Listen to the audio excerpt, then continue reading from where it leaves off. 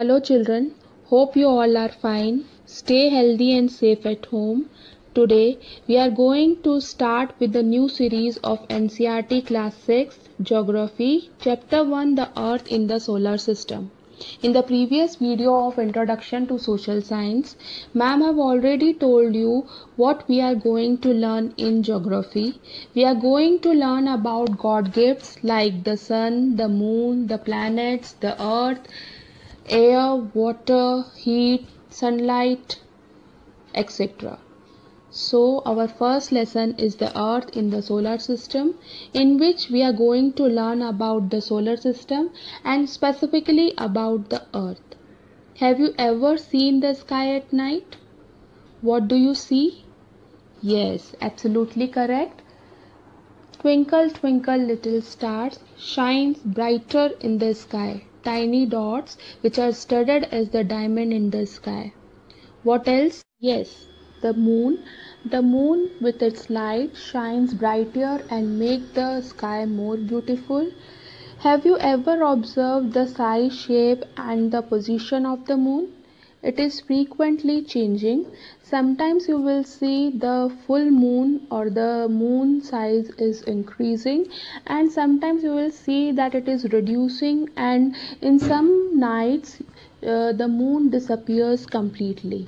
So the night when the size of the moon is full, that is the full moon is there in the sky, that night is known as full moon night. And the night where the moon completely disappears from the sky, that night is known as new moon night. And there is a span of 15 days between the full moon night and the new moon night. And the another name for the full moon night is Purnima, and for the new moon night is Amavasya. Sometimes a question comes in our mind that why we can't see the moon, the stars and the other shooting objects during the daytime. It is because of the light of the sun. The light of the sun is so bright that it does not allow the moon, the stars and the other shooting objects to be visible during the daytime. Now the sun, the moon, the stars and the other shooting objects all together are called as celestial bodies. So what are celestial bodies? The sun, the moon and all those objects shining in the night sky are called celestial bodies. The other name for celestial bodies is heavenly bodies. Some heavenly bodies are very big and very hot. They emit their own heat and light. That means they are self-luminous and they are made up of hot gaseous matter. So these are called stars. So what are stars? Celestial bodies having their own heat and light are called stars. Sun is also one of the star, but since it is very near to the earth, that's why it feels as very big. And for the same reason, the other stars, it doesn't feel like that they emit their heat and light because they are very far away from the earth. These stars are found in very large groups or clusters, and these clusters are called galaxies. A galaxy consists of groups of stars, dust, gas and other matters which are bound together by the force of gravity. There could be several million stars in a galaxy, and all the galaxies come together to form the universe. And ours galaxy is Milky Way galaxy where we are living, and it is also known as Akash Ganga. So in simpler words we can say that we live on earth and earth is a part of the solar system. Solar system again is a part of Milky Way galaxy, and Milky Way galaxy is a part of the universe. Now at night, if we watch in the sky, we can see different stars coming together in different groups to form different definite shapes or patterns. These different shapes or patterns are called constellation. So what is a constellation? While seen from the earth, some of the stars in the sky appear to be arranged in some fixed patterns. Some look like animals, others like people, or maybe some other objects. So these patterns which the star appear to make in the sky are called constellations. For example, Ursa Major, which is also known as Great Bear or Big Dipper. It is known as Big Dipper because it takes the shape of a large spoon. While the 3 stars form the handle, the other 4 stars form the bowl. Then the another one is Saptarishi or 7 sages, that is the group of 7 stars. And then Leo is there, Taurus is there, Orion is there, which shaped like a hunter with a raised weapon in his hand, and many other more are there. Then we are coming to the pole star.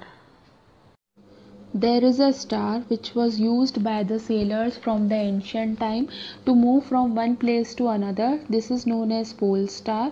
The another name for pole star is the north star, which indicates the north direction, and it always remains constant at the one position. It remains at one position at all time, and therefore it was used by the sailors even from the time when compass was not invented. To find the direction in which they want to move, they fix the direction as north direction, and then they move towards the direction in which they want to move.